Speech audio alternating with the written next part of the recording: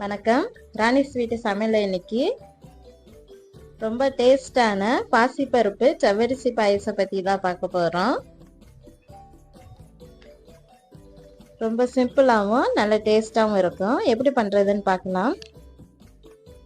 ஒரு பாத்திரத்துல 1 கப் பாசிப்பருப்பு எடுத்துருக்கேன். இது 100 கிராம் இருக்கும். இந்த பாசிப்பருப்பு தண்ணி ஊற்றி நல்லா கழுவி எடுத்துட்டு வந்துக்கலாம். எந்த பாத்திரத்தில் பாயசம் வைக்க போகிறோமோ அந்த பாத்திரத்தில் நான் பருப்பை மாற்றிக்கிட்டேன். 1 கப் பாசி பருப்புக்கு 4 கப் தண்ணி ஊற்றி வேக வைக்கணும். நம்ம பருப்பு எடுத்து அதே கப்புக்கு 4 கப் தண்ணி ஊற்றி வேக வச்சுக்கிடணும். பருப்பு ஒரு கொதி வந்தோடனே அடுப்பை முழுவதும் சிம்மில் வச்சுருங்க. இல்லைன்னா பொங்கி வரும். அப்பப்போ கலந்து விட்டுக்கோங்க கரண்டி வச்சு.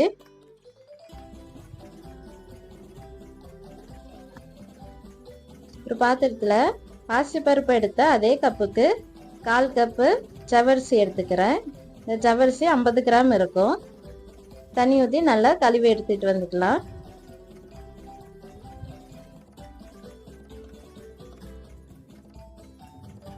பருப்பு பாதி அளவுக்கு வெந்தோடனே ஜவ்வரிசி சேர்த்துக்கணும். பாருங்க, பாதி அளவு வெந்திருக்கு.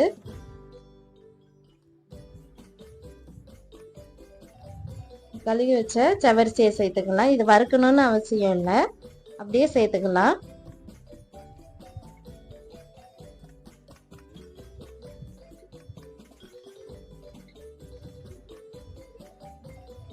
ஒரு கப் தண்ணி சேர்த்துக்கிறேன்.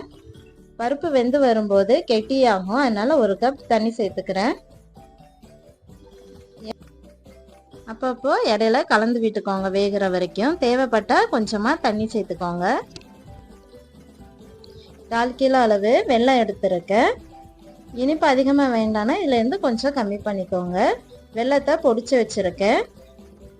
நாட்டு சக்கரை ஒரு 3 ஸ்பூன் அளவு எடுத்திருக்கேன். பாயசத்துக்கு கொஞ்சம் கலர் கொடுக்கும், அதுக்காக தான்.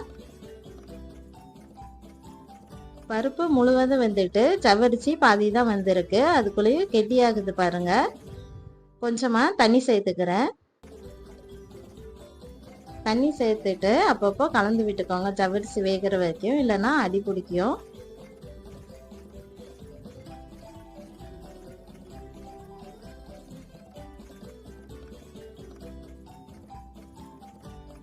ஜவ்வரிசி பாருங்க நல்லா வெந்து வந்துட்டு கண்ணாடி பதத்தில் இருக்கு பாருங்க. நல்லா இதுக்கு மேலே தண்ணி எதுவும் ஊற்றக்கூடாது. இப்போ நம்ம பொடிச்சு வச்ச வெல்லத்தை